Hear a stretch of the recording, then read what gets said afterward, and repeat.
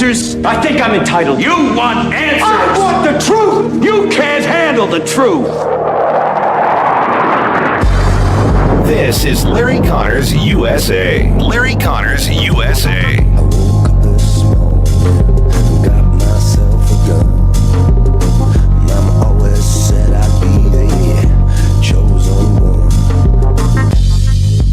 An alarming drone incident that forced one of the U.S.'s most critical Air Force bases to close its airspace for several hours. This happened at Wright-Patterson Air Force Base over the weekend in Ohio. And just in, new air traffic control audio obtained by military news website The War Zone of the moment it happened. Med Flight 8 Patterson Tower, use extreme caution for heavy UAS movement on the base. Security forces is handling the situation, and I gotta keep the lights down so that security forces can see. Ohio, now the latest of several states to report drone concerns as scrutiny over the federal response is building. This morning, lawmakers are demanding government officials do more and explain more after weeks of suspicious sightings. And in fact, what we're getting is the same, don't worry about it, not to worry. Well, the American public deserves better than that. We got a lot to break down on this drone story. I've got an expert coming up later that served as in the Marines dealing with drones and helicopter approaches and everything else. But the very fact that they had to shut down part of the pattern in a restricted Air Force base pattern at Reitman Air Force Base, and there's also a New Jersey International Airport over the weekend that had to shut down some of its approaches for a while because of drones in the region. I've told you previously, whether these are foreign or out of this world or some local yahoos, they are going to be posing a danger. While the administration insists they are not, they are posing a danger to air traffic. And with the holiday season and increased air traffic, this is not good. We'll get into this in more detail as we move forward. Thank you for joining us. Hour number 1 of Larry Connors USA. We're here every Monday through Friday for you from 6 to 8 p.m.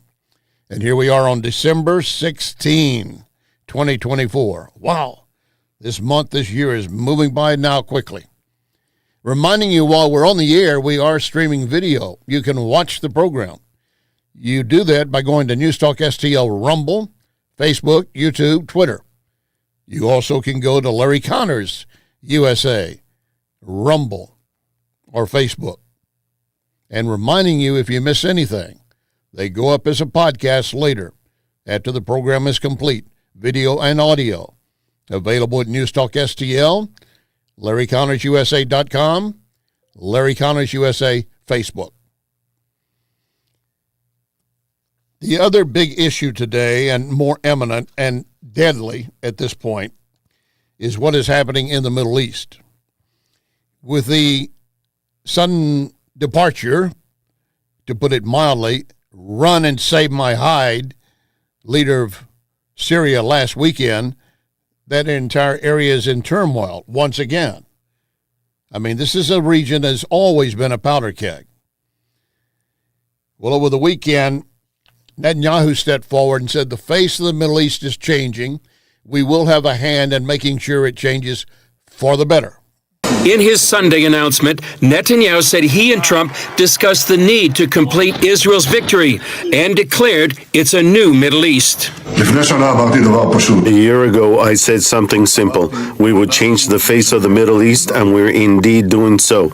Syria is not the same Syria. Lebanon is not the same Lebanon. Gaza is not the same Gaza. And the head of the axis, Iran, is not the same Iran. It has also felt the might of our arm. The Security Cabinet also met to discuss the next steps in Israel's multi-front war, including stopping Iranian armed shipments through Syria.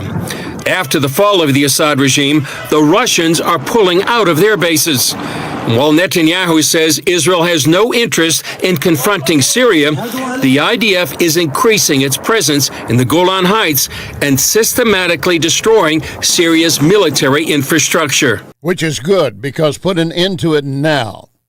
Stomp them out while you can. They will reform. They are like termites. They're like cockroaches. They'll come back.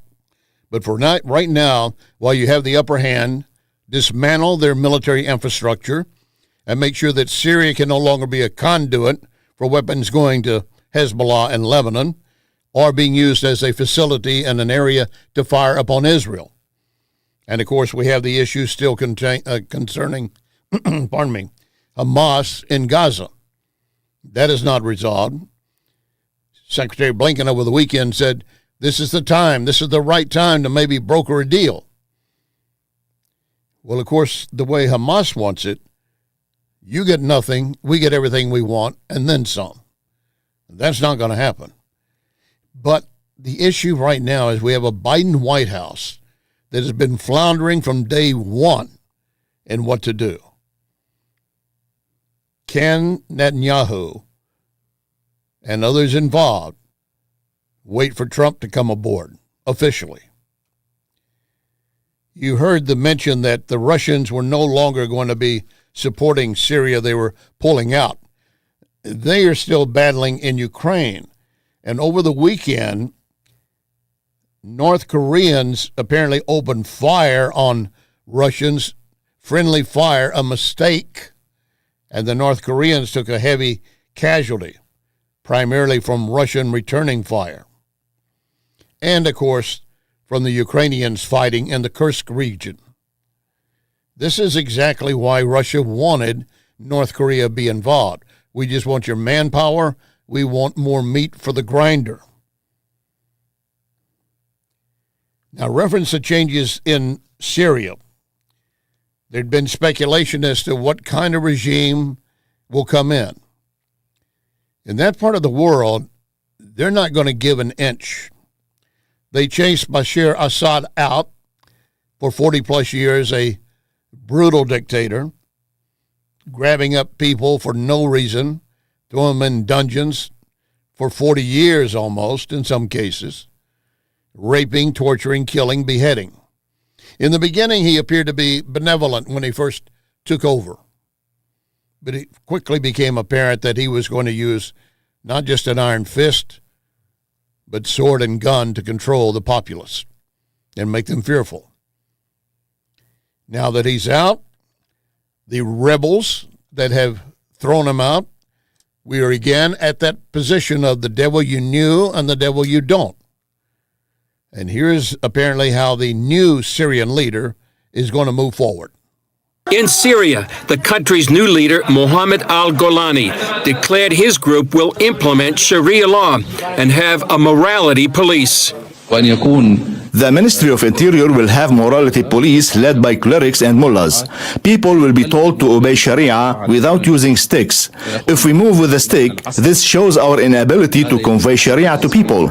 We will respond with force to those who try to prevent us from implementing Sharia. Nina Shea, Director of Religious Freedom at the Hudson Institute, told CBN News what Sharia law means for Syrian Christians. They will have to conform with Muslim laws, Islamic law.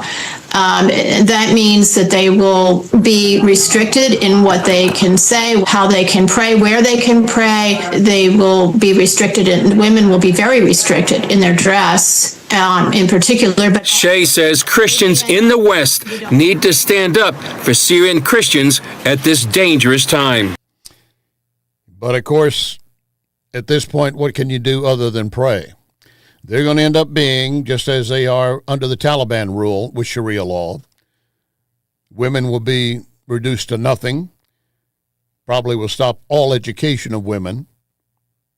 They do need your prayers. In the U.S., Trump is not even in office, already delivering a promise to make America great again. Today, Japanese company SoftBank says it will invest $100 billion into our economy. Talking about this $100 billion investment in critical infrastructure and in AI. And the CEO of SoftBank is also promising to create 100,000 new American jobs. And this is President Trump delivering on the promise he made to the American people on the campaign trail that he was going to make the United States of America the manufacturing superpower of the world. He was going to draw in foreign investors who want to do business here. And he promised these investors that if you come come here, if you make your products in the great USA, if you hire American workers, then you are going to have a 15% corporate tax rate, the lowest energy costs, and the lowest regulatory burden of any other nation on this planet. President Trump's not even in the Oval Office yet, and he's already delivering on his promises for the American worker. Yeah, and all those additional jobs to be created. This is all good news. It's going to be great news for America. And again, the point being, Trump isn't even in office yet. All right, back to the mystery over the drones. The Biden administration basically saying, don't worry, but it cannot or it will not explain what is really happening. In fact, the attitude from Mayorkas is, I guess, just get used to it. There are thousands of drones flown every day in the United States. Recreational drones, commercial drones. That is the reality. And in September of 2023, the Federal Aviation Administration, the FAA, changed the rules so that drones could fly at night. And that may be one of the reasons why now people are seeing more drones than they did before, especially from dawn to dusk. And so that is the reality. But I want to assure the American public that we are on it. We are working in close coordination with state and local authorities. And it is critical, as we all have said for a number of years, that we need from Congress additional authorities to address the drone situation. No, there you go again. We need Congress to take action before we can take action. The FAA is not taking its authority to the limit it can. In fact, the FAA director is now resigning just months into his administration, probably seeing the writing on the wall with what's going on. And Mayorkas is saying, we've got everything still under control. But again, the fact that they had to close down part of the airspace, restricted airspace around Reitman Air Force Base, and then, as I said, they also had to do the same thing around an international airport. Stewart Airport in New York shut down their runway for an entire hour due to drone activity. The Department of Defense has confirmed sightings at Picatinny Arsenal and Naval Weapons Stations Earl in New Jersey, but defense officials say they have no intel that indicates these drones are malicious or for a foreign actor. But at the same time, they say they don't know where they're from. Now, I spoke with a sheriff of Ocean County, New Jersey. His team is sending up their drones to investigate. He says he got a call from an officer who called 911 after seeing 50 of them come off the ocean, which ended up getting the Coast Guard involved. Take a look. 5-0. That was my reaction also. There were 50 that were coming off the ocean. And this is a sworn officer? A sworn officer, yes. We contacted state police, we contacted the FBI, we contacted the Coast Guard, at which point the Coast Guard went out with their boat and they reported seeing 13 that started trailing them. 50 coming off the ocean. Now, does that mean that they were dark, flying just above the ocean and then lit up and zoomed up? Or are they trying to suggest they came out of the water? I don't think they're going there. But at the same time, how can you ignore all of this when it continues to repeat itself? If this is some massive prank, it's gotten out of hand. There were a couple of arrests in the Boston area, 2 men charged with using a drone apparently in some kind of restricted space, charges still to come, but we're not getting details enough to understand where this is going from here. What we are seeing is that the reports continue, and in the beginning, when Americans were first reporting it, it was a joke, kind of laughed off, not a big deal here, and then it began to multiply. What Mayorkas said earlier is correct in the sense that there are thousands of drones in the sky on a daily basis. But the timing of them, and of course at night and over large sectors, and especially over military installations, and in turn basically getting into traffic patterns with passenger jets, you're just asking for a disaster of some type. Some of the information that's been coming out has been going back and forth as to who's really responsible. What I'm seeing right now from the government, no one apparently wants to step up and say, it is responsible. I don't know how they reached that point. In the military itself, if you invade, if you get inside a restricted airspace over a military base, generally you're a target. You're not just going to be allowed to go about your way.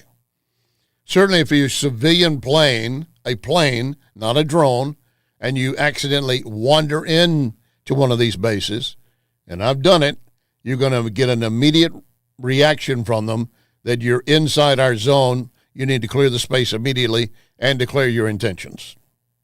And failure to respond means they're probably going to be scrambling jets up beside you.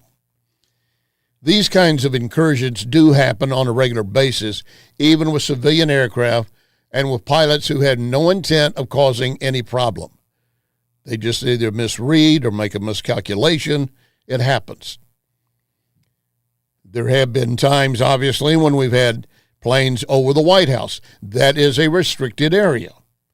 If they see a plane headed into that direction, they are scrambling fighters. Doesn't mean they're going to shoot them down, but they don't know what the intent is. And until they verify that the plane made a mistake and they're going to recorrect, or it's some goofball pilot that is ignoring restricted space intentionally, well, they will get a penalty once they get to the ground. Aside from losing the license, there will be additional penalties.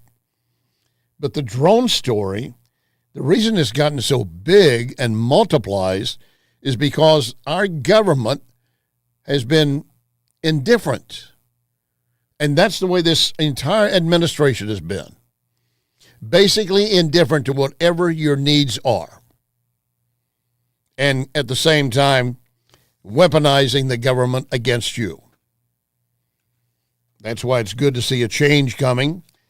And later in this hour, Missouri Senator Eric Schmidt says, I'm with Kash Patel serving as FBI director. Let's get him in place as soon as possible.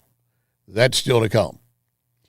Also, do you remember the lacrosse players from Duke that got charged with rape? There's a development in that case that's worth reviewing. But coming up next, focusing again on the drones. Retired Marine Colonel who's going to give us his view and maybe what should be done or why it's not being done. Lock and load. Ready on the right.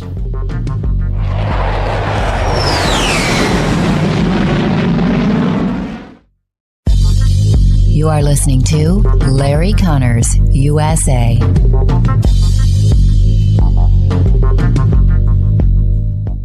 My sponsor, Wellington Environmental, has helped thousands deal with hazardous materials.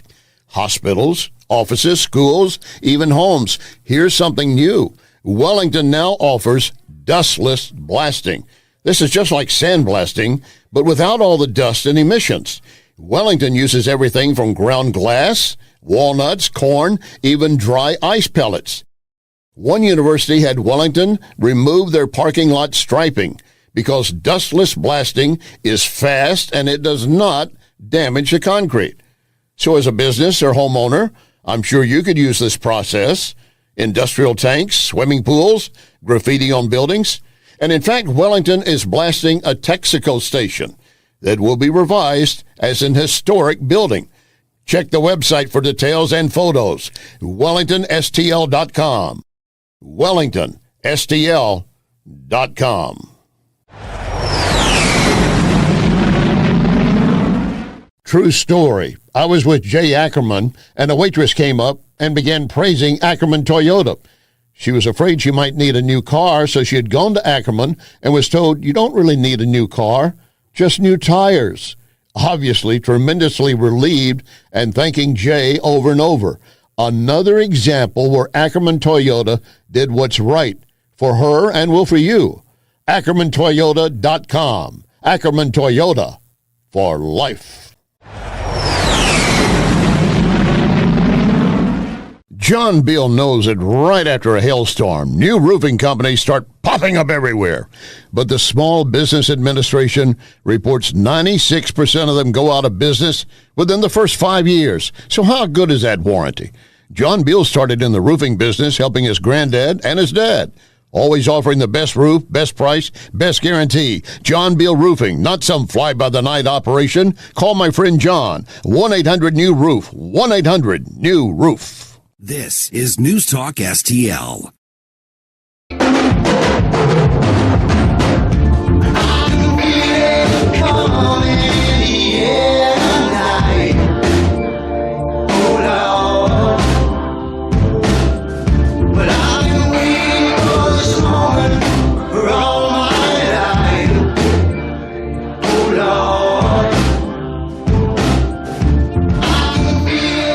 This is Larry Connors USA. Larry Connors USA. Welcome back. My guest, we want to welcome aboard retired Marine Colonel Bernard Dunn.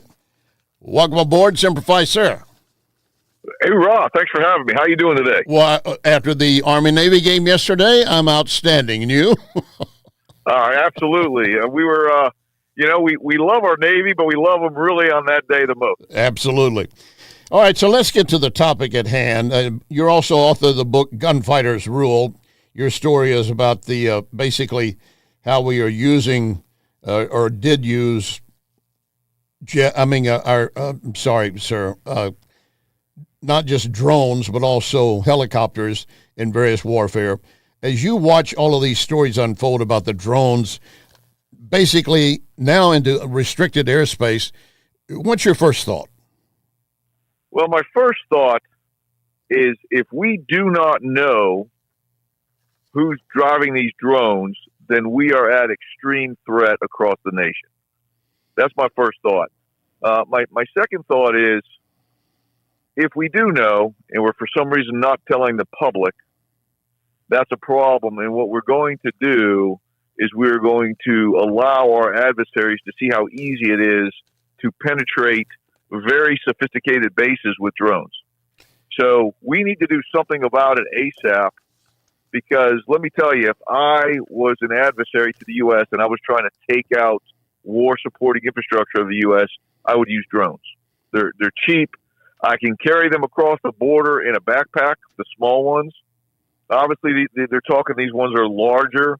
I don't believe that we are allowing these large drones to come in from offshore. So somehow somebody is getting them into the U.S., if they're not U.S. drones, in operating them pretty much at will. Right, and that's a big threat. When you say U.S. drones, are you talking about U.S. military DOD? Well, it could be agency drones. It could be CIA. It could be some other agency. It could be U.S. military drones. If we are not driving these drones, then that's a huge problem. Well, and the if reason. we are driving. Go ahead. Go ahead. I'm sorry. You go ahead. Well, if those are U.S. drones, what is the government hiding from the public? All right, that gets me to the point I was getting ready to raise, because there are stories that are beginning to surface that these are government agency, DOD, or something of that type, and they're basically sniffing for possible radioactive material that might be in these areas that they're circling, looking to see if someone has slowly imported parts to make a nuclear weapon, a dirty bomb, in our northeast corridor. That's logical. The other logical thing that we use drones for, and this is a simple thing, is every military organization, every vehicle, every jet aircraft has its own signature. And sometimes we use drones to test the signatures and to categorize the signatures of those assets. That we could be looking to do that. The other possibility is they're using them for surveillance for something. I still think it's very simple to let the public know. But if they're sniffing for possible radioactive material and fear that a dirty bomb has been enough parts have been delivered to create a dirty bomb in our states, would that cause panic, or how do you approach that? Well, I think what you do is if that's the case, you got to be truthful, because you need every American citizen on the lookout then to see if they see something. You know, they put these signs up, if you see something, say something. Right. If the American public knows there's a potential threat, they're going to be more apt to see something, say something. So I don't think they should be hiding this. If it is a dirty bomb, we need to find it. And I will tell you this. I'm going to be very careful what I say. A dirty bomb should not be able to be brought into the U.S. without detection. I'll just leave it at that. Well, I'm glad you want to leave it at that, but I want to take it one question deeper. There are supposedly allegations that you could get enough material in various ways over a period of time that you get what you need without setting off any alarms. Do you think that's possible? Yeah. I think I would say this. Anything's possible. I think that's an unlikely scenario. But here's the problem. We've had an open border for 4 years. We've had people coming across our borders, mostly the southern border, but some in the northern border, with impunity. We have no idea who's come across. We have no idea what they're carrying. So is it possible? Yes. I would say what's more possible would be a biological agent. Think back to COVID, right? 4 years ago. Somebody carrying across that, a nerve agent, which somebody could have in a backpack, a very, very dangerous nerve agent, go into a sporting event, go into a mall and release that and kill hundreds, if not thousands of Americans. And that's what happens when you have open borders. Maybe the drones are also looking for that. I still think the government, and I my whole life pretty much I was a government guy. I think we need to tell the public what's going on. And, bad news does not get better with time. If they think there's a potential dirty bomb or a potential chemical or biological agent coming into the U.S., we need to let everybody know so that we can take appropriate steps. Well, what you just identified follows pretty closely to a Netflix movie that's just been released, Carry On Luggage, basically, or Carry On something of that type, where a guy has made accommodations to get a I take it back, a poison bomb on board a jetliner, and was going to kill everyone on board just as an act of defiance. But as far as my concern has also been, if these are going the nuke side, that's a high end of the threat level. But again, poisonous gas is being released by the drones or the balloon that we allowed crossing our nation. I mean, I see so many factors there that our enemies can certainly take advantage of.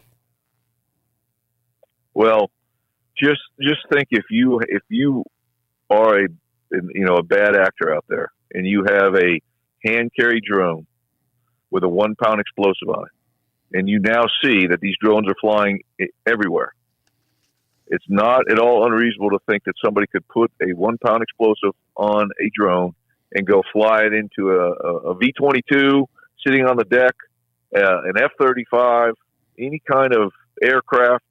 You could fly, think of Norfolk Naval Shipyard. We've got ships down there. You could fly them into those ships. By allowing and not making it very obvious that we're doing something about the drones, you give our adversaries an idea that goes, well, you know what? If they can't stop the drones flying over the bases, what's going to stop my drone?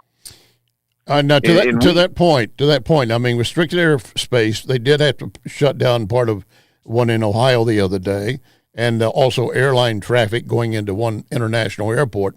The drones are a threat just being in the commercial space itself, much less a threat to the military.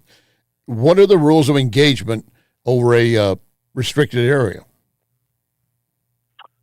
It depends. It absolutely depends, right? If, normally we are not going to shoot down a Cessna, if you will, that flies into Camp Lejeune airspace. It happens. It doesn't happen all the time, but it does happen. But what they do is they track the airplane, they find out where they took off from, they find out where they land, and the individual gets a flight violation. It may lose his pilot's license. So now, take back and go back to 9/11. We had individuals hijack an airplane and fly it into the World Trade Center, everywhere, right? Killed a bunch of people. Right. So if you're an adversary, you don't care about losing your private pilot's license. You don't care. So but we just don't shoot them down because in most cases it's a mistake. Now on the drones, we have the capability to take down any drone in 3 different manners.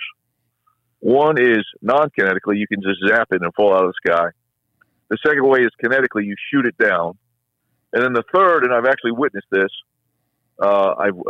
we were working a project to do some drone support at one point, and this drone flies up to the other drones and shoots a net at it and captures it, and then you take that drone and you fly it somewhere safe and land it.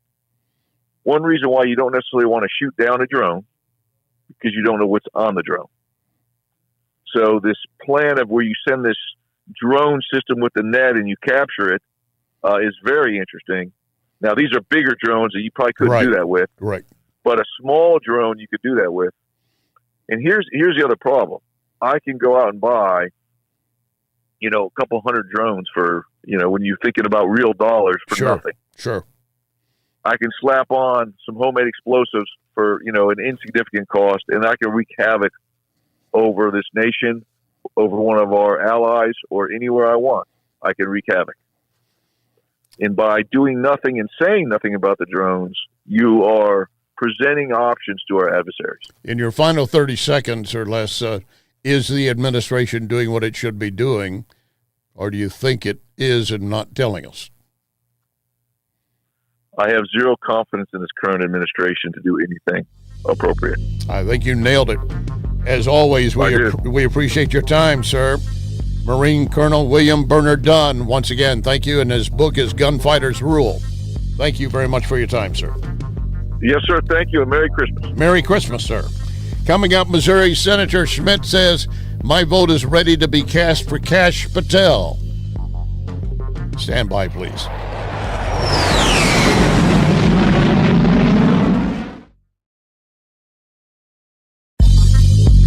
You can connect with Larry on Twitter at Larry Connors USA. I've got a phone number for you and a website where you can take a free, quick survey to learn how to use artificial intelligence, AI, to put your company on a fast track to the future. Here's the number. It's a 636 area code, 636-689-0545. 689-0545. This is PRI Global. And recently, the St. Louis Business Journal named PRI Global as a leading IT consulting company. 25 years working with hundreds of companies, several Fortune 500, locally and around the world. PRI Global has its own AI lab to develop what's best for your company. Take the free survey and be on your way to the future. 636-689-0545. 689-0545. Or go direct, priglobal.ai. priglobal.ai. Want a special gift for someone who enjoys a good cigar or premium whiskey? Head for Lit Cigar Lounge in the district of Chesterfield Valley. You'll also find amazing, unusual lighters and ashtrays. You can't decide? Get a gift card. When you finish, walk a few doors down and enjoy Napoli Brothers Pizza and Pasta. The pizza baked in a coal-fired oven. Select from the menu or design your own. Napoli Brothers Pizza and Pasta. This hour of Larry Connors USA brought to you by my friends at Renewal by Anderson. And listen to this. Renewal is having a killer of a sale. Buy any window or door. Get a second one, 50% off, zero interest, no payments for 18 months. Renewal has the most 5-star reviews of any full-service window company. Simply dial pound 250, pound 250, and say the key word, windows. This is News Talk STL.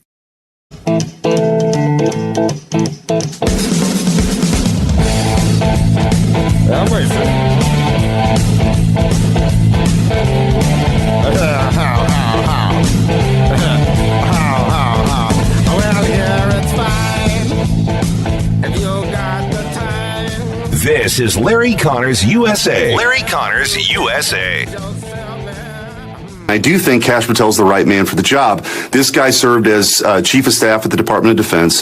He was deputy at DNI. He was a prosecutor. He was a public defender. And let's review the tape here. The FBI was involved in spying on President Trump in 2016. The FBI was involved in the Hunter Biden laptop cover-up. They pre-bunked that story with big tech. The FBI has investigated Catholics because they attend traditional Latin Mass, and the FBI has investigated parents who showed up to school board meetings because under the auspices of the Patriot Act.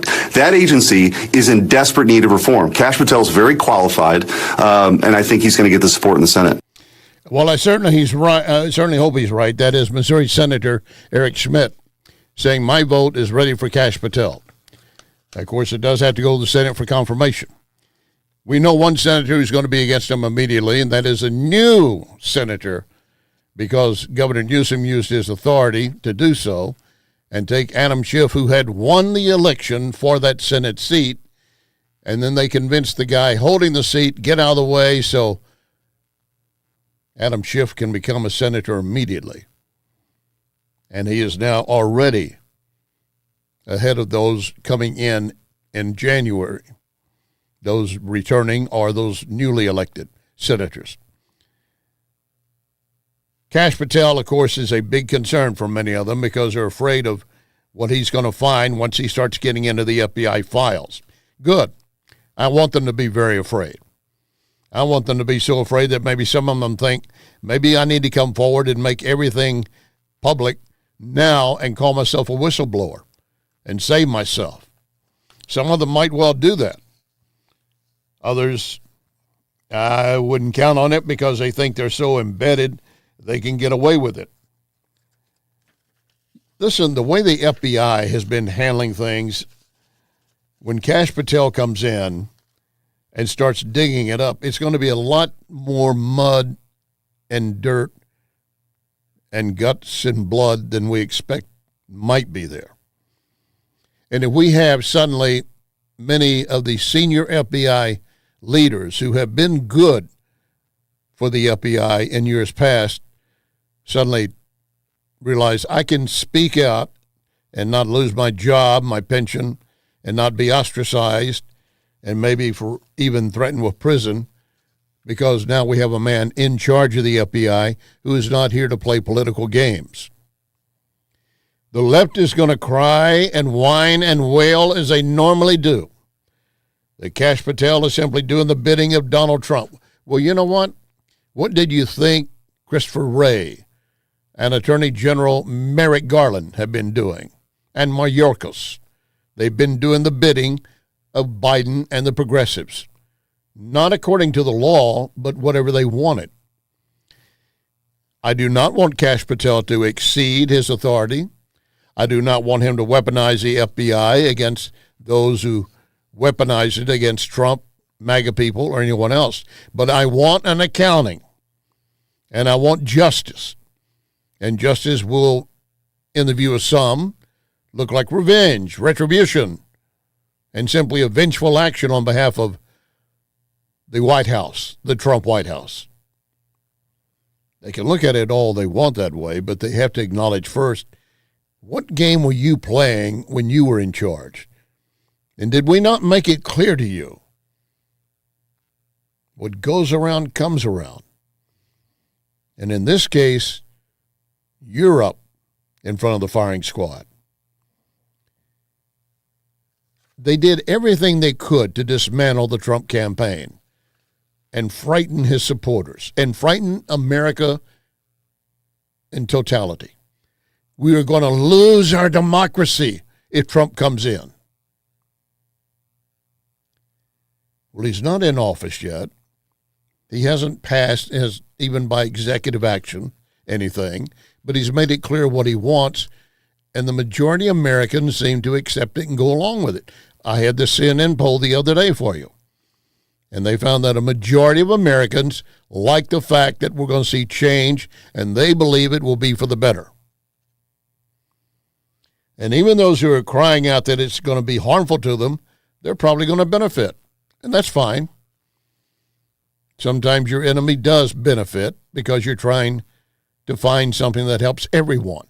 If we improve this nation, in our standing inside our borders and even beyond our borders, that is good for every American. But of course, if you hate America and you hate anyone that does not buy into progressive attitudes, not just reference your children, but critical race theory and everything else they try to package as, you must accept this woke or we will find a way to destroy you. Well, they're going to suffer, and they should. If you look at how the FBI was used and the Biden administration working with prosecutors across the nation to undermine and try to destroy Donald Trump, one perfect example, you go to Georgia, where Fani Willis, whatever her name is, was hiring her special prosecutor who was her lover and paying him a lot of money to act like a special agent on behalf of her as she was prosecuting Trump. All that's blown up in her face.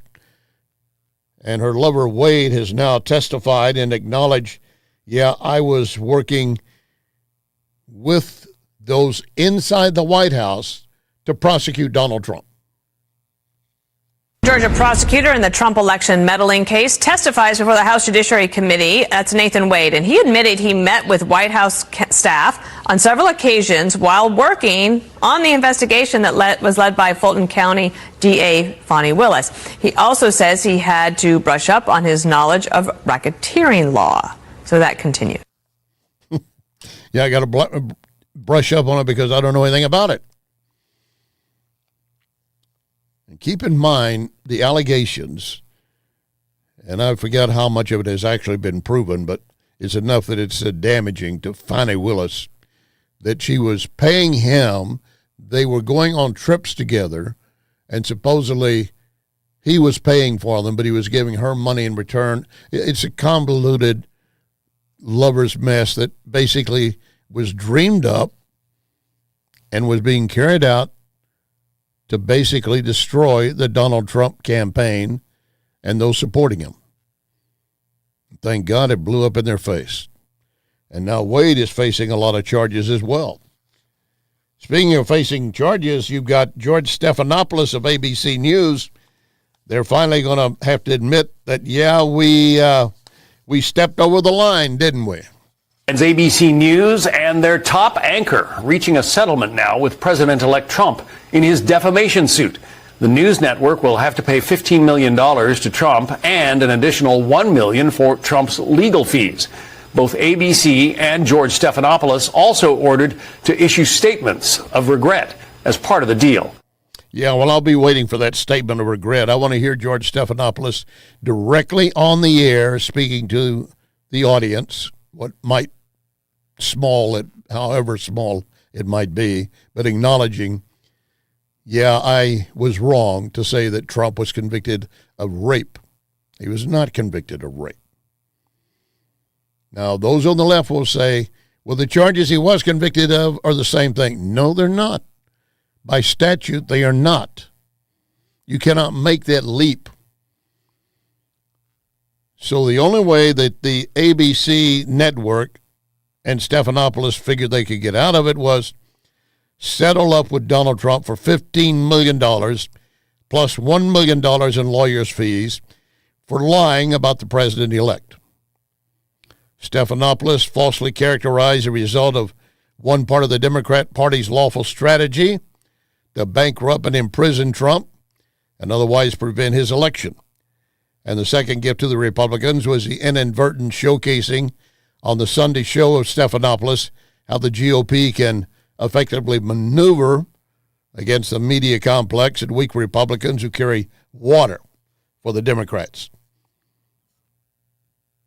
Stephanopoulos also turned to a panel of D.C. insiders asking if Pete Hegseth, who attended the U.S. Army-Navy football game this weekend with Trump, had turned the tide in his pursuit of confirmation as Secretary of Defense.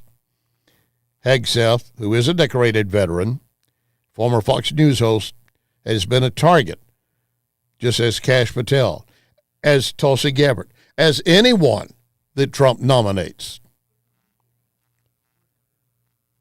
The response Republican strategists pointed out that Hegseth had turned the tide because, quote, we're seeing Trump double down on the nomination by reiterating his desire to see him confirmed and publicly showing his expectation he will be confirmed. That's Reince Priebus. In fact, he added, I think Trump is as tough as ever right now. He's on the world stage. People are coming to him. I think this thing is on. It's on a big-time cruise control, 85 miles an hour down the middle of the interstate.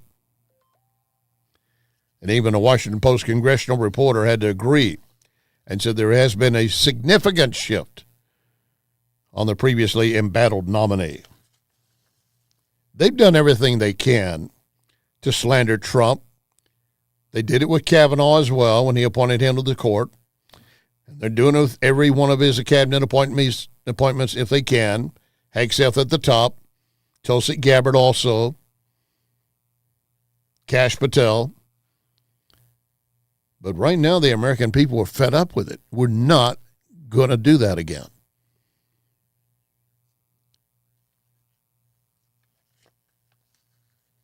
I want you to hear the words of General Mike Flynn. He's basically saying the Trump administration will truly reshape our nation for the better. That story when we continue. You are listening to Larry Connors, USA. The Napoli heritage of fine dining continues with Napoli Kirkwood. Napoli Kirkwood, now open. So add that to Cafe Napoli in Clayton, Napoli 2 in Town and Country, Napoli 3 in St. Charles, right next door to Napoli C, and don't forget about Napoli Brothers Pizza and Pasta in the district, Chesterfield Valley. All of those locations, plus now, open, Napoli Kirkwood. This is Larry Connors, USA. Larry Connors, USA. All of us as Americans need to understand that when Donald Trump takes over the presidency, it's not just reforming some of the institutions, it's changing the culture back to patriotism, back to love of America. I mean, the idea of America first and making America great again is about the patriotic spirit. It's not about, I mean, hey, I'm gonna make America great again guy. And I know what fascism means, and I can tell you, Donald Trump is one of the greatest patriots, one of the most historic people that we have had in the history of our almost 250 years of this country. You know, that's would sound like a stretch to some extent, but it's not. Not only does he come back into office after 4 years, yes, Grover Cleveland did that as well, but Trump has faced such an enormous lawfare carried out by the existing administration. They've done everything they can to dismantle him and, of course, ostracize and go after anyone who supports him. And that announcement today by the Japanese SoftBank saying it's going to invest $100 billion into our U.S. economy and create hundreds of thousands of jobs, that is all good news. I don't see anyone on the left complaining about it. What they will be doing is trying to get their hands on it, see if they can maybe find something that they can come up with that will benefit them in the process. That's fine. If you're an American, you're an American company, and there's a chance for you to be part of this $100 billion coming in, good, as long as you're doing it by the law. And, of course, we have Elon Musk and Vivek Ramaswamy already dropping hints about where they're going to use their DOGE efforts. They're going to look at trimming federal spending when the new administration comes over. One of the things they pointed out that we probably have right now, according to Vivek, actually the DOGE report itself, in 1955, there were less than 1.5 million words in the U.S. tax code. Less than 1.5 million. Now there's 16 million. And they say we need to simplify that. That's a great start. And also they're going to fight to keep tax cuts that are in place and look to add more. Everything on the plan that's laid out is going to benefit this nation. And those out there who will still sit around and moan and be upset about Trump being elected, when they start getting bigger paychecks and have more income, they may still hold their bitterness, but they'll be spending in joy, won't they? In our next hour, the Department of Defense addressing climate change in Africa as a security concern. We will get into that, the latest on the drones, and also I want to go back to the lacrosse Duke players accused of rape. It was all a fake from the beginning, and the woman that accused them admits it. That's coming up. You don't want to go anywhere. As always, thanks for listening. Do not forget, remember our pledge, one nation under God.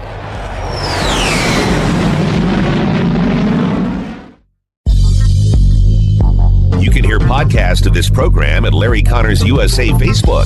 Larry Connors USA Facebook.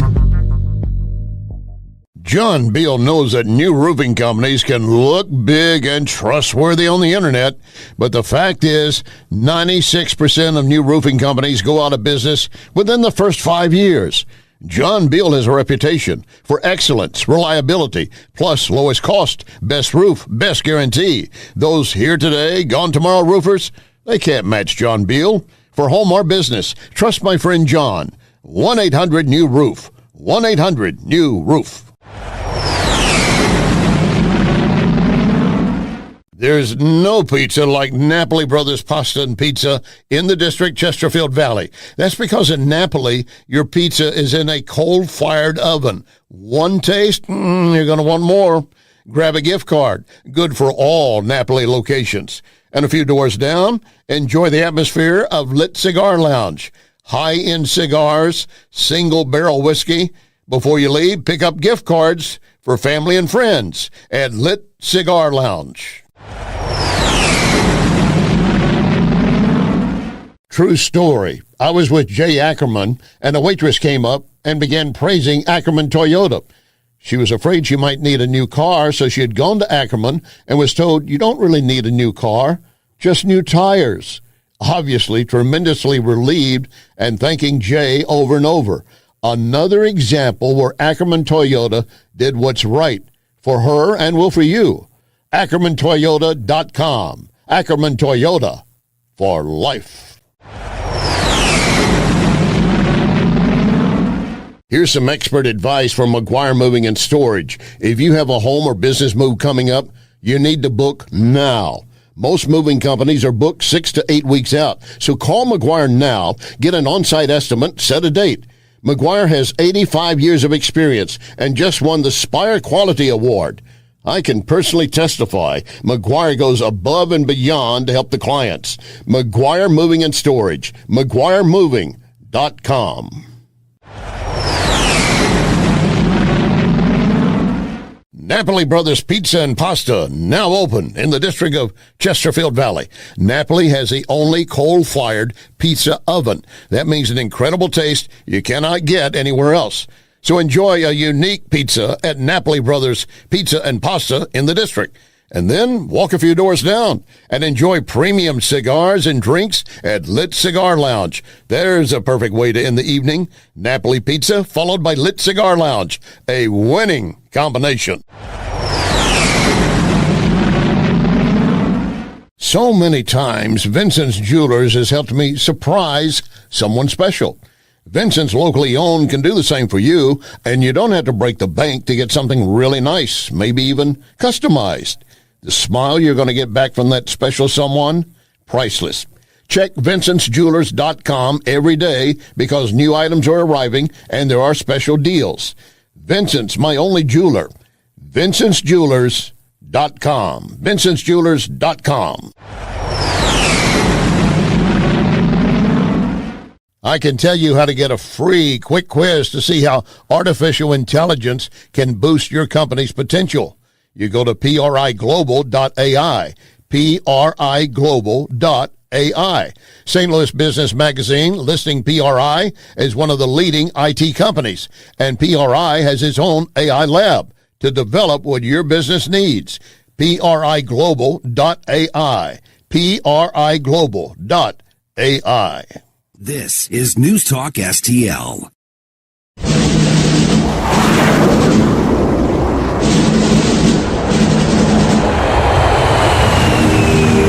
You want answers? I think I'm entitled. You want answers? I want the truth! You can't handle the truth!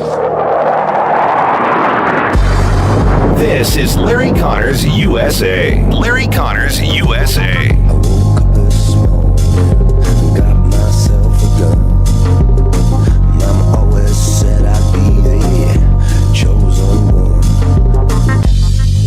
There's no question that people are seeing drones, and I want to assure the American public that we in the federal government have deployed additional resources, personnel, technology to assist the New Jersey State Police in addressing the drone sightings. Some of those drone sightings are in fact drones. Some are manned aircraft that are commonly mistaken for drones, and we do see duplicative reporting. But there's no question that drones are being sighted. No question. According to Alejandro Mayorkas, our Defense Homeland Security Secretary, no question. But don't worry about it. Just not going to worry about it. And in fact, yeah, there are probably occasions where a plane gets mistaken as a drone, and there are other cases where it's just kids goofing off with something they bought or an adult. But when so many are surfacing at one location and then in swarms of 20 to 50 and out over the ocean following Coast Guard vessels, I think you need a better explanation than, there are a lot of them. There's no doubt that's happening. But in the beginning, they were even denying it was happening. Well, we have not actually seen anything. Why is it you haven't seen it if members of the public have seen it? We got a lot to break down still on this story because it continues to develop, mystify, and basically outrage many Americans for the reaction from the White House. You have to bear with me today. My voice a little strained, fighting off a little allergy, and I don't think I'm sounding as well as I should for you, but I'll try to get the information to you the best I can. And you talk about a head congested with drones right now. They're all in my head, believe me. Whirling around, and I can barely think, much less speak. But here we are, December 16, 2024, hour number 2 of Larry Connors USA. We're here every Monday through Friday for you from 6 to 8 p.m. And when we're on the air, we are streaming video. You can watch the program. You do that by going to NewsTalk STL, Facebook, YouTube, Rumble. You can also go to Larry Connors USA, Rumble, or Facebook.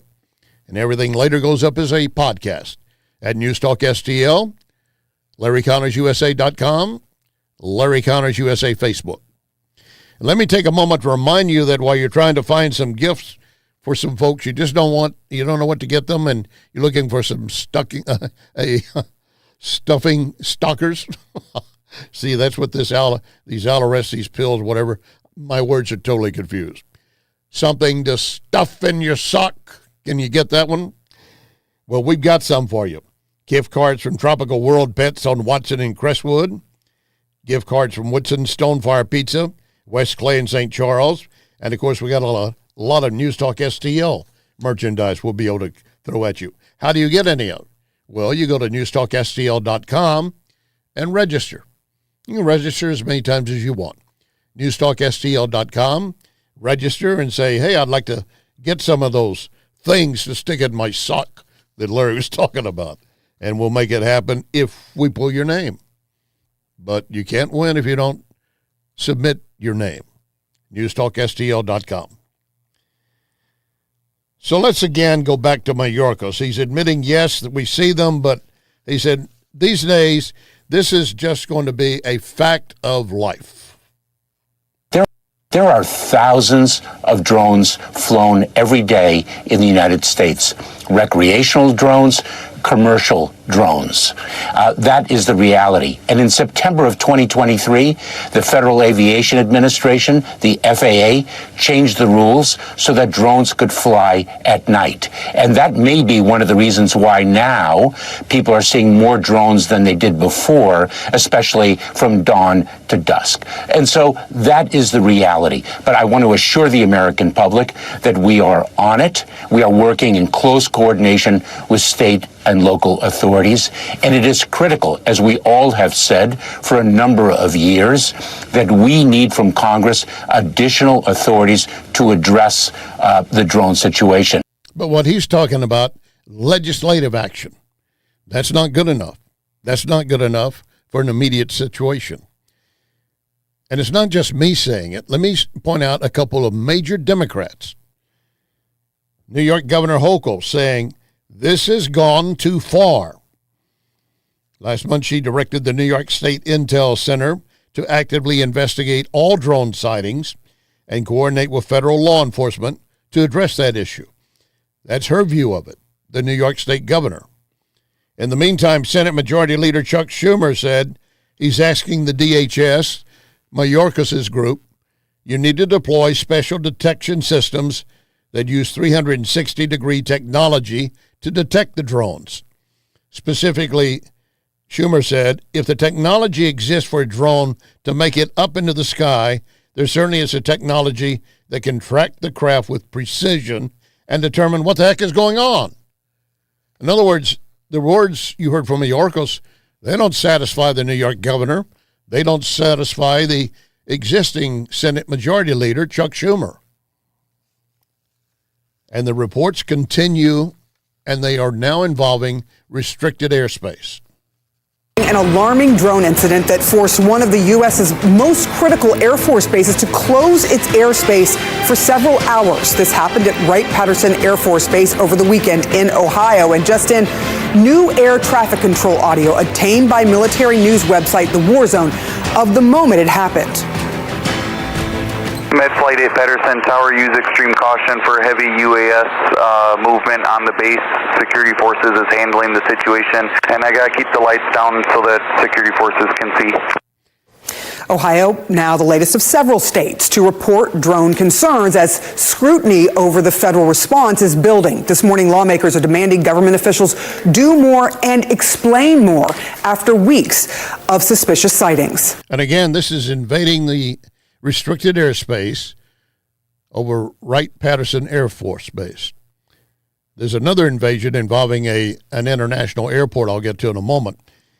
But there have been reports surfacing, and they, for the most part, are rumors, so let's keep treating them as rumors, that maybe these are drones that are U.S. military equipment, and they're sniffing for possible leaks of radiation because they think someone has smuggled some radioactive material inside our nation and are preparing a dirty bomb, and the U.S. is not going to admit anything like that.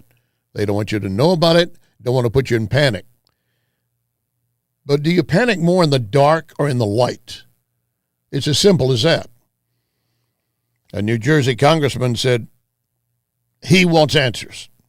I've had briefings, as I've said, that makes me feel confident based on those briefings that there's not an imminent threat to public safety, but it doesn't answer the question, where are all these drones coming from that people are seeing, and why aren't we doing a better job of tracking them and understanding that? It can't be the Wild West of drones out there in Jersey or anywhere else. We got to get to the bottom of this, and people deserve answers. Yeah, they do. And in the meantime, commercial traffic can be in danger, and that means you flying over the holidays could be in danger. This report. Stewart Airport in New York shut down their runway for an entire hour due to drone activity. The Department of Defense has confirmed sightings at Picatinny Arsenal and Naval Weapons Stations Earl in New Jersey, but defense officials say they have no intel that indicates these drones are malicious or for a foreign actor. But at the same time, they say they don't know where they're from. Now, I spoke with a sheriff of Ocean County, New Jersey. His team is sending up their drones to investigate. He says he got a call from an officer who called 911 after seeing 50 of them come off the ocean, which ended up getting the Coast Guard involved. Take a look. 5-0. That was my reaction also. There were 50 that were coming off the ocean. And this is a sworn officer? A sworn officer, yes. We contacted state police, we contacted the FBI, we contacted the Coast Guard, at which point the Coast Guard went out with their boat, and they reported seeing 13. 13 following a Coast Guard boat, some of them coming off the water, maybe hovering near the water without their lights and suddenly turning their lights on and beginning to follow. Now, we're not getting complete answers, are we? We're also not getting really a clear understanding of why Joe Biden suddenly decided to issue 1,500 clemencies. And a lot of these cases, you have to scratch your head and said, why would you forgive someone and basically absolve them of their crime and release them from jail, pardon them, and let them go and maybe wipe it from their record? One of them actually involves an Illinois woman.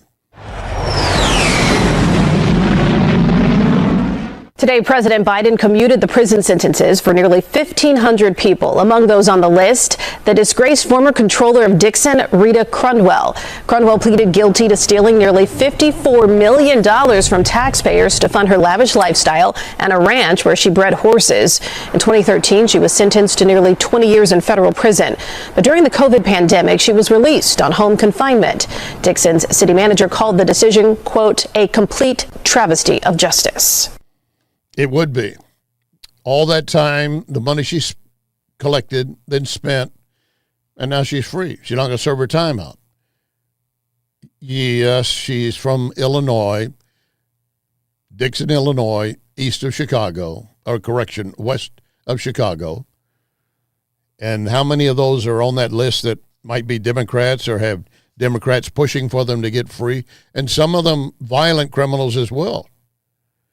Biden just apparently followed whatever list was put in front of him. Do you remember the TV show and, of course, the movie MASH? Of course, I'm sure you do. You might even link me to that program in your own way. Remember Radar? Kind of the clerk would come around and find the captain or the commander and give him a bunch of sheets of paper to sign and just say, sign here, sign here. He never knew what he was signing. I'm not sure Biden knew that he gave 1,500 clemencies and pardons. But it's too late now.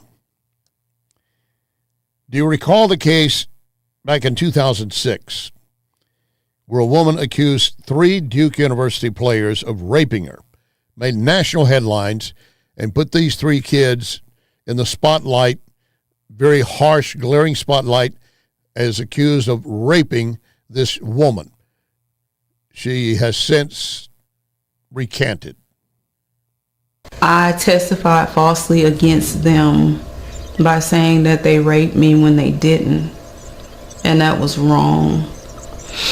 And I betrayed the trust of a lot of other people who believed in me and made up a story that wasn't true because I wanted validation from people and not from God, and that was wrong. And I hope that they can forgive me. She made that confirmation that it was a lie just a couple of days ago. She's now 46. She said, but in 2006, these 3 players from the Duke University, high outstanding scholar athletes, were accused of raping her. She and another woman were hired apparently to do strip teases and things of this nature at a lacrosse or a Duke University fraternity party.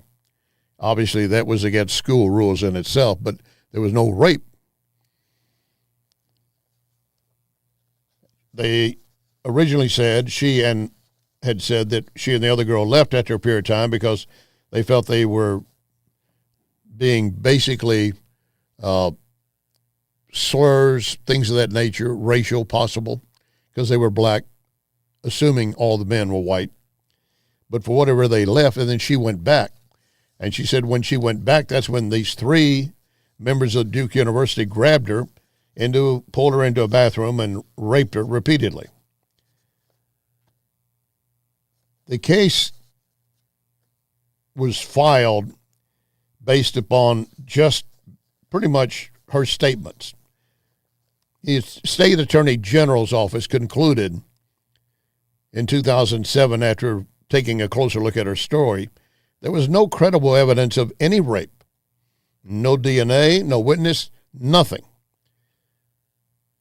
But despite their names being cleared, one of the lawyers for the players said, this has caused enormous tornado of destruction for those named.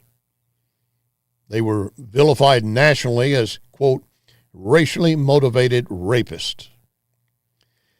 The prosecutor who carried out the case on behalf of the woman apparently knew it was not true, knew that she made up a lot of it, but helped her push the case into the spotlight.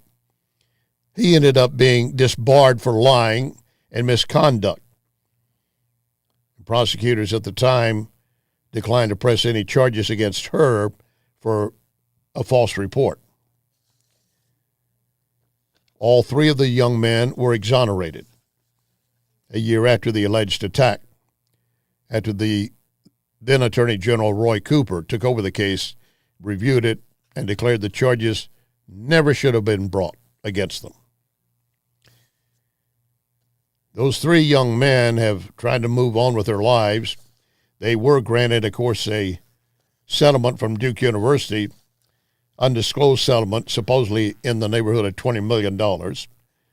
One went on to become a part of an equity investment group, another one into law, and another one doing something that's not clearly public, but whatever he chooses to do at this point.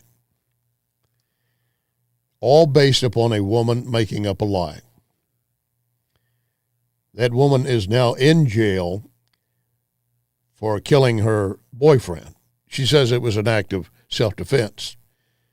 And she's currently has been in jail for some time for that, and decided the other day that she wanted to come clean and make it clear that she made up the story that basically led to charges against those three young men.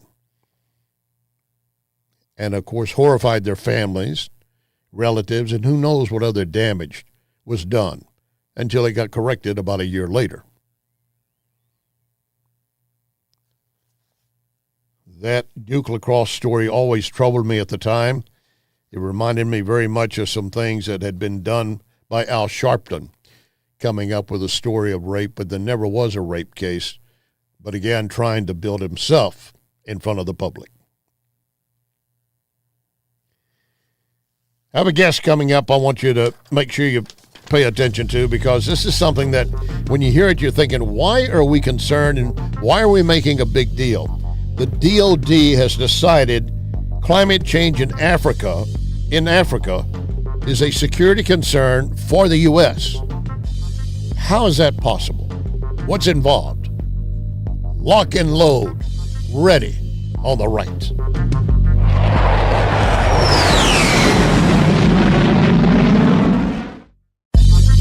You are listening to Larry Connors, USA.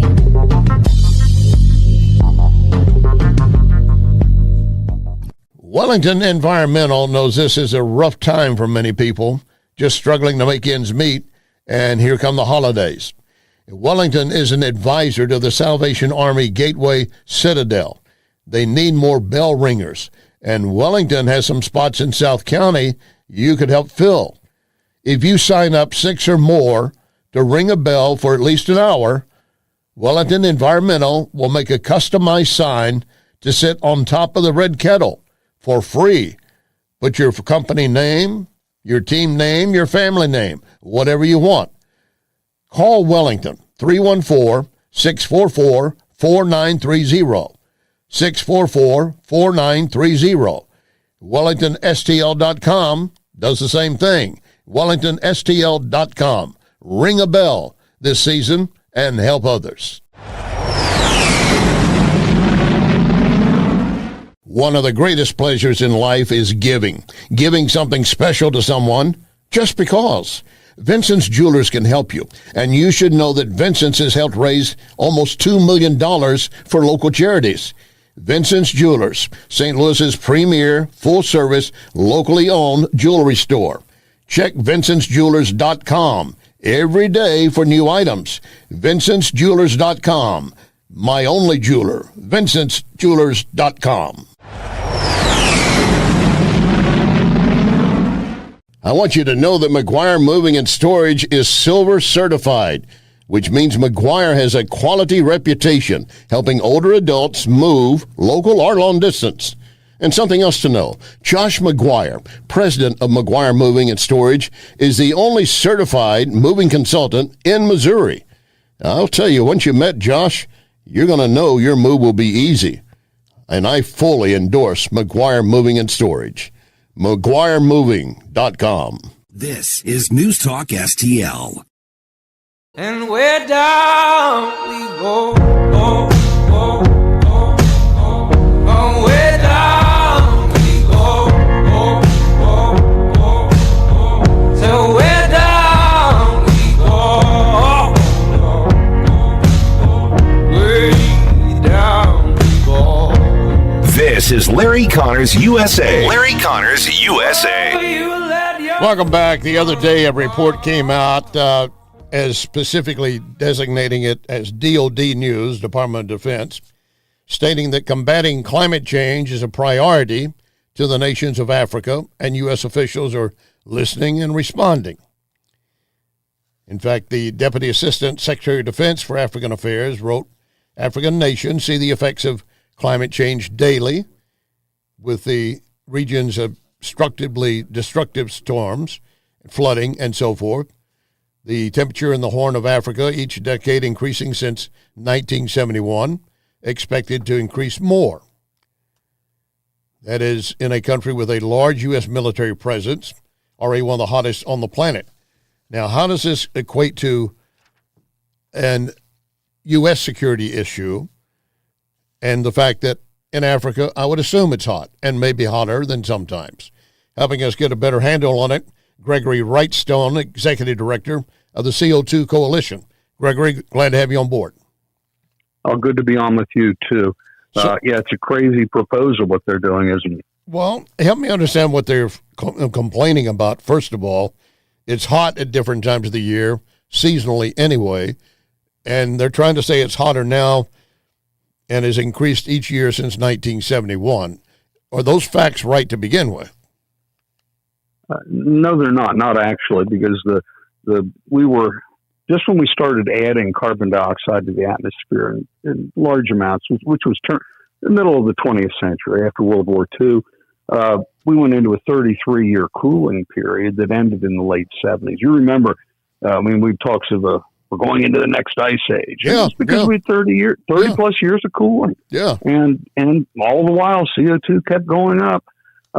So no, we were in the first 8 or 10 years that they're referring to were actually, it was cooling, not warming.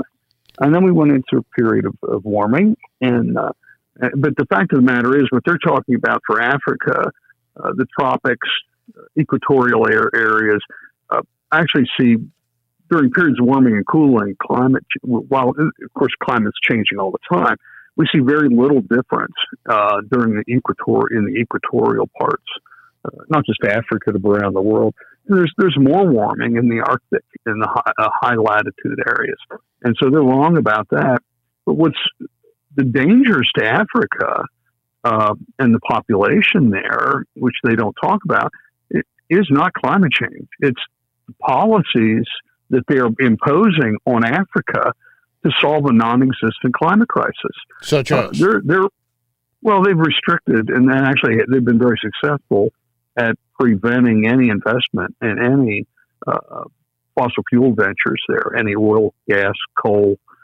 In Africa, the World Bank has stopped supplying any money because, of course, we're in an existential climate crisis, and that will just add to it. Meanwhile, there are 2 billion people that are living in energy poverty around the world, most of them in Africa and Southeast Asia, that don't have electricity. And they need to cook over dried dung and wood in their homes. And it leads to some 4 million early deaths every year from people cooking because they don't have access to propane or electric cookover. That's easily solved if they would just exploit they're fossil fuels, and the thing that 3 words I want you to recognize here, and for your listeners and viewers to know, the three words that we should talk about when we talk about energy and electricity. It should be reliable, abundant, and affordable. You only get that from coal, oil, natural gas, and nuclear to some extent. Nuclear is very reliable, of course, but you don't get that from solar. You don't get it from wind. And what they're doing and their proposals for Africa is to continue destining millions, actually billions of people to continuing generational poverty. I wouldn't want to be part of that, but that's exactly what they're doing. Well, that's exactly what they're doing. And I hate to hear that for any continent, for any people, but when you go back down and to use the pun, drill down, how does that affect our national security? Well, I don't know. I read the article that you're referring to, and it really wasn't clear to me in that article. Well, good. I thought maybe, I guess I'm just not that. I'm not smart. I haven't had time to digest it. One of the CO2 Coalition members just sent me an article. He's in the United Kingdom, and the UK wants to have all electric-powered military vehicles, and he's done an analysis. I wanted to get into it so I could talk intelligently about his analysis, but they want to run these tanks on lithium batteries. It's crazy because number one, the lithium batteries it makes the tanks that much heavier, just like they would for tractors that they're proposing for the United States. So many reasons, and you just don't get much of a life out of it. And I don't think if they're getting into a conflict, there's going to be too many charging stations. If you move 20 miles further into the enemy held territory, they will never. Where's the charge? They will never do that. You're listening to Gregory Wrightstall, executive director of the CO2 Coalition, also author of the book "A Very Convenient Warming: How Modest Warming and More CO2 Are Benefiting Humanity." You know, there's a new TV series out following Yellowstone called Landmine, and it's set in the Permian Basin. Landman, right. And I grew up in West Texas, son of an oil field worker, as I say, oil field trash and proud of it. And he's trying to explain to someone about why there are wind turbines out in an oil field. He said, well, we're off the grid. They have to use these turbines to generate power to run the pumps. But the footprint of putting these pads in, the height of them, the blades, everything else, he said, it costs way more. He said, and she said, well, it's a cleaner energy. And he said, no, it's an alternative energy. It's not cleaner by the time you get rid of the turbines, the blades, solar panels, everything else that goes with that kind of approach. Yeah, I heard that clip and understand why you can't play it live. Yeah, that's Billy Bob Thornton throws a few words around.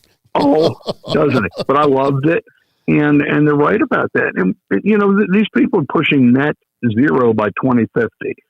I'm going to suggest what I heard from Chris Wright, who's he's being pushed as the new Department of Energy secretary. And I've met Chris. I know him.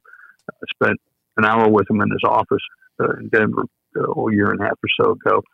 Solid choice. Probably the most qualified energy secretary. Not probably. He will be the most qualified energy secretary ever. He's an engineer by training. And what he says, we don't want net energy or net zero by 2050. We want net zero energy dependence. Or I'm botching what he's saying. We should strive for no net or no energy impoverishment throughout the world, and so he's a really good choice. So you think that's will that filter through the rest of the government and the so-called swamp? Well, yes, and what we're seeing is a huge. I'm seeing a big turnaround from people just not buying this net zero argument or climate crisis argument. In fact, we're working with the Senate, I can't tell you, it hasn't been submitted yet. There's the state Senate in a western parts of the United States will be offering, it might be today or tomorrow, a resolution and a law declaring that CO2 is not a pollutant. That CO2 is a vital molecule necessary for vegetation, and the more carbon dioxide, the better. Yeah. And heads will explode, and it may well get past both the House and the Senate, the state. And this person's talking to other her colleagues in other surrounding states, and so I'm really, and we've seen people moving over the last year or two towards no, there isn't a climate crisis. And I think with the election of Donald Trump, that's just going to catalyze this movement and move it quicker, faster. Well, we're already seeing a lot of folks and companies pulling back from electric vehicles. I mean, they walked away from a lot of them. They're just not going to manufacture them. Yeah, bankruptcies right and left. Solyndra was just the first. They've been huge numbers. It's just about everybody's incurred huge losses. Ford lost $2.5 billion last year on the electric vehicle sales. No. It's people don't want them. And it turns out, I think, with the electric vehicle sales, it turns out there's only a limited number of uber wealthy people who want to virtue signal about their lifestyle choices. And I think we've already reached the limit. And if you want to virtue signal by purchasing a $90,000 or $120,000 Tesla, well, you probably already got it, and there won't be many more sold. Yeah, in fact, Musk has been dropping the prices on them anyway, making the used ones even harder to get rid of. Listen, I want to thank you very much, Gregory. We'll have to do it again because there's a lot more to this story. Oh, yeah. Won't go away. All right. Gregory Wrightstone, Executive Director of the CO2 Coalition. Coming up with the changes in Syria, it's not going to be good for women in particular, nor Christians.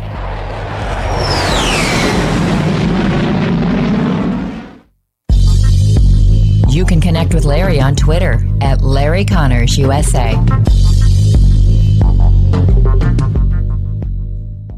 Question: are you looking to unlock the full potential of artificial intelligence for your business? I want you to meet my friends at PRI Global, named by the St. Louis Business Journal as a leading IT consulting firm. 25 years helping local and worldwide companies. PRI Global has a free survey to determine where your company stands in your AI journey. You simply go to priglobal.ai, priglobal.ai. And I also have a phone number, so get ready to copy that number. And I'll remind you that PRI Global has its own AI lab, creating, adapting, developing, pushing the boundaries for what AI can do for you. Here's the number, 636-689-0545, 636-689-0545, or visit priglobal.ai, priglobal.ai. Here's great news. Napoli Kirkwood is now open. So that means fine dining right in the heart of Kirkwood. So you have the original Cafe Napoli in downtown Clayton, Napoli 2, Town and Country, Napoli 3 on the streets of St. Charles, right next door to Napoli C, plus Napoli Brothers Pasta and Pizza in the Chesterfield Valley. All of those locations, and now adding Napoli Kirkwood. What a great place to dine. Napoli Kirkwood, now open. Renewal by Andersen sponsoring this hour of Larry Connors USA. And let's be honest, most window companies are pushing cheap vinyl windows, adding bells and whistles to make them sound great, but renewal windows are twice as strong. You do not want to go cheap when you can go with quality and get the nation's best warranty. Check the website, rbastl.com, or dial pound 250, and say Windows. This is News Talk STL. I've been holding it so long. I've been sleeping all alone. Lord, I miss you. I've been hanging on the phone.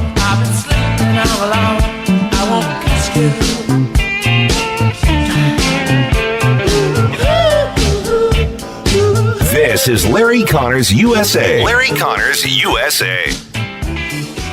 In Syria, the country's new leader, Mohammed al-Golani, declared his group will implement Sharia law and have a morality police. The Ministry of Interior will have morality police led by clerics and mullahs. People will be told to obey Sharia without using sticks. If we move with a stick, this shows our inability to convey Sharia to people.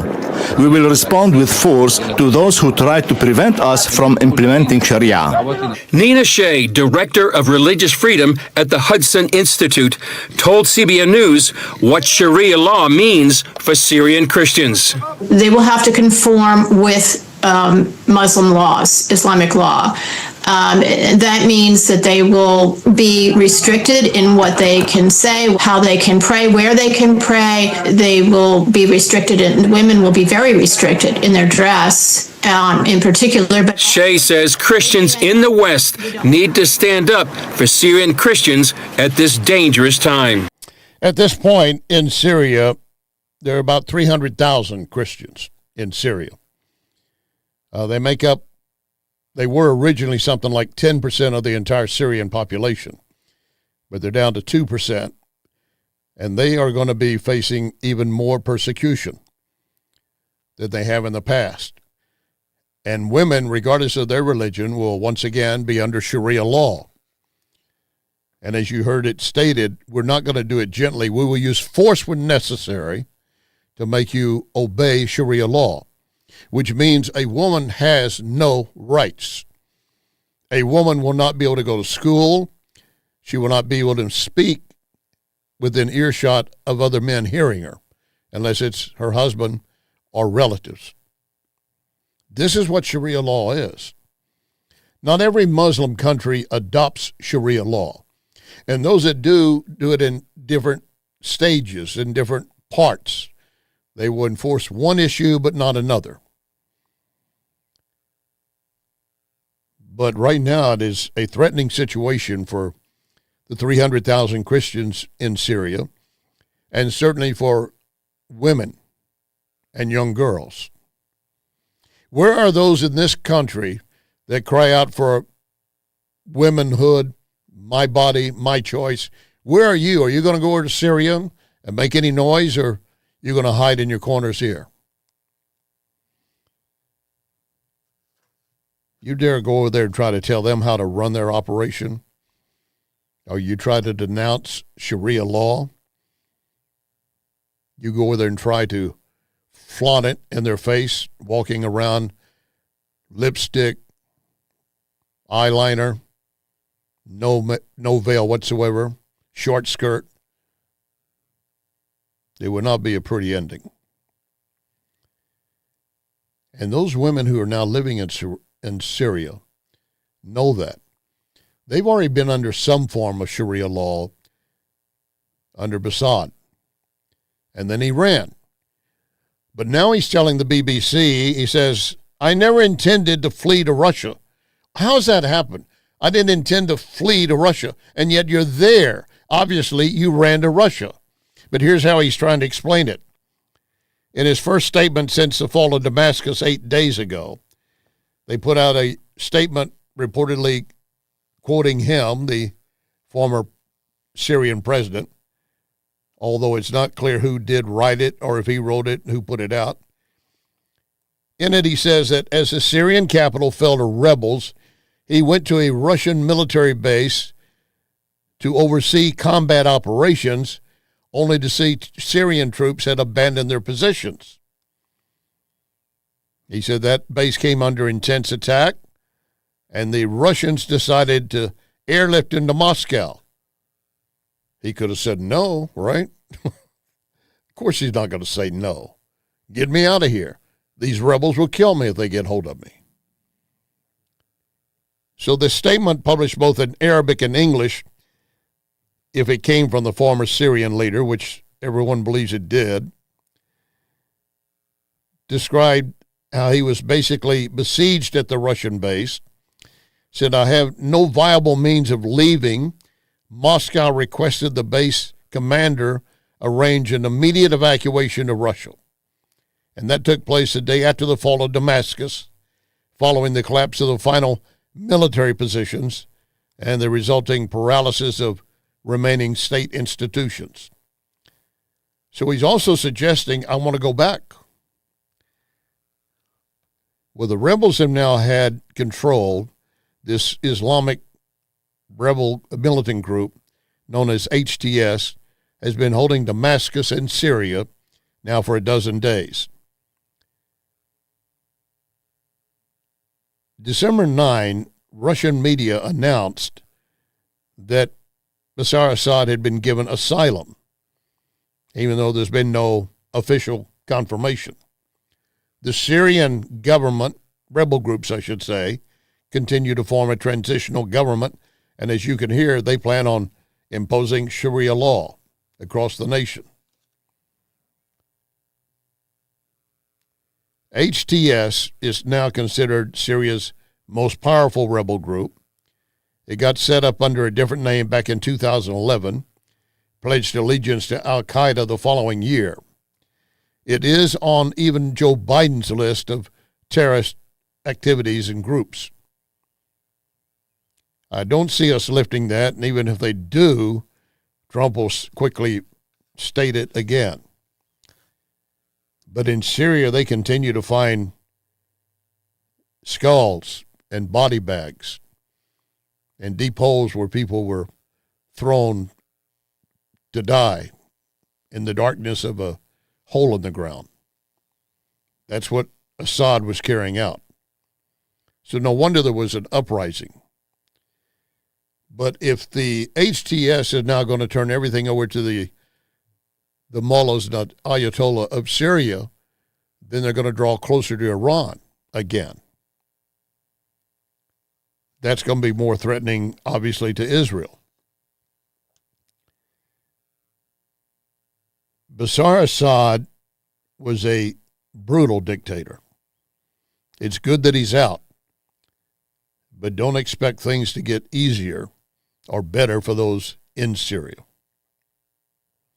In the meantime, in the Middle East, with the collapse of Syria and the way it's kind of in confusion and chaos, and how Israel has been able to push back Hezbollah in Lebanon and continues to go after Hamas in Gaza, Netanyahu says this is a new Middle East.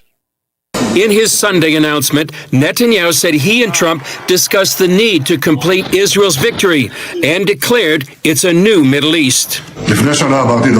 A year ago, I said something simple. We would change the face of the Middle East, and we're indeed doing so. Syria is not the same Syria. Lebanon is not the same Lebanon. Gaza is not the same Gaza. And the head of the axis, Iran, is not the same Iran. It has also felt the might of our arm. The Security Cabinet also met to discuss the next steps in Israel's multi-front war, including stopping Iranian armed shipments through Syria. After the fall of the Assad regime, the Russians are pulling out of their bases. While Netanyahu says Israel has no interest in confronting Syria, the IDF is increasing its presence in the Golan Heights and systematically destroying Syria's military infrastructure. And that's key because they do not want them to come back into power and have the positions they did. As I told you last week, Israel, the IDF, had taken over one of those military bases that Syria did have under control. Once they fled in face of the rebels assaulting them, the Israeli forces moved in and took over that position, which gives them a clear view 40 miles from Damascus. And they can use that as a new border, protects a buffer against anything Syria under the existing rebel government or whoever ends up in control trying to carry out more attacks upon Israel. That is one good thing. In the meantime, back in the States, a major economic boost for the USA from Japan. talking about this $100 billion investment in critical infrastructure and in AI. And the CEO of SoftBank is also promising to create 100,000 new American jobs. And this is President Trump delivering on the promise he made to the American people on the campaign trail that he was going to make the United States of America the manufacturing superpower of the world. He was going to draw in foreign investors who want to do business here. And he promised these investors that if you come here, if you make your products in the great USA, if you hire American workers, then you are going to have a 15% corporate tax rate, the lowest energy costs, and the lowest regulatory burden of any other nation on this planet. President Trump's not even in the Oval Office yet, and he's already delivering on his promises for the American worker. And this is a big, big deal. I mean, the Japanese company SoftBank investing $100 billion in our nation over the next 4 years. That is obviously a sign of global confidence in what's going to happen under the Trump administration. So the SoftBank CEO met Trump at Mar-a-Lago and said the company investments would focus on AI, artificial intelligence, and other emerging technologies, and in the process, create 100,000 American jobs.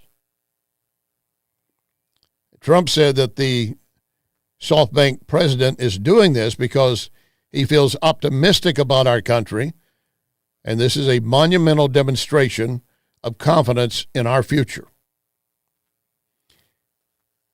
I think a lot of folks are seeing this. You're seeing a lighter spirit among Americans now. I do anyway. We're not seeing a lot of people with frowns and concerns and worries. I'm not saying everything's resolved. I'm not saying everything Trump does is going to be to my liking in the end.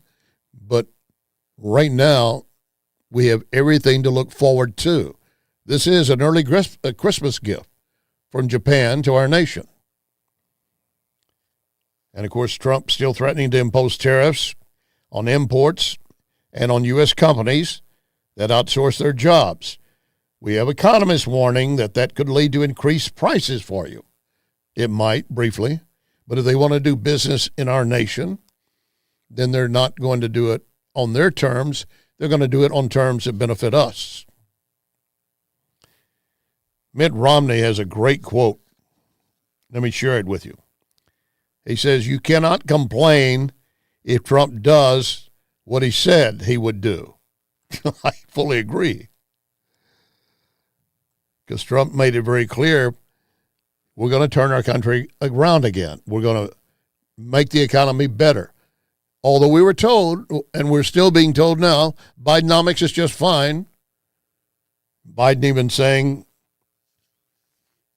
recently, again and again, I'm leaving President Trump with a great economy. No, you're really not. But we are going to take it and start it up again. It will not happen with a flick of a switch, but I think even within 6 months' time, we're going to see new generation. New generation of income from various sources.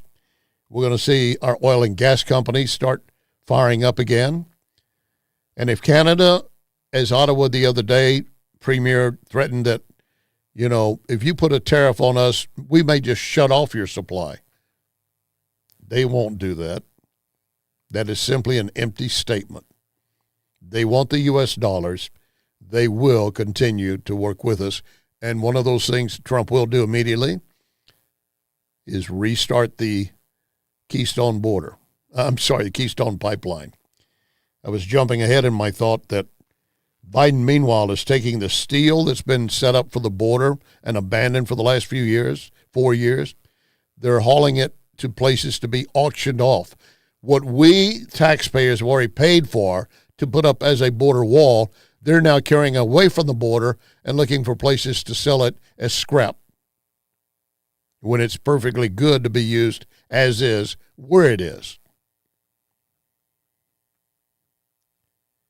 Rosie O'Donnell's If I Really Care, but I want to share with you, she absolutely melted down because Trump was named as Person of the Year by Time Magazine. She just insisting that there is no way he should be Times Person of the Year. Well, Rosie, I'll go along with you to some extent. He should be listed as Times Man of the Year. And that is the second time he's gotten it.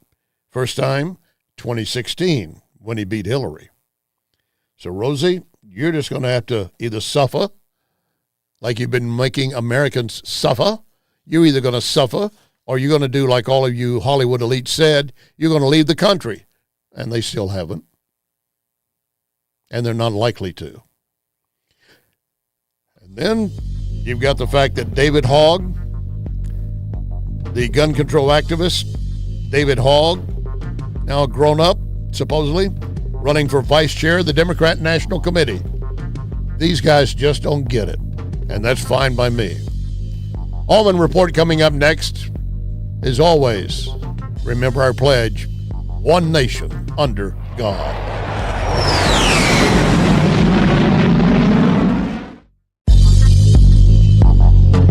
You can follow Larry on Larry Connors USA Facebook. Larry Connors USA Facebook. This is Larry Connors USA. Larry Connors USA.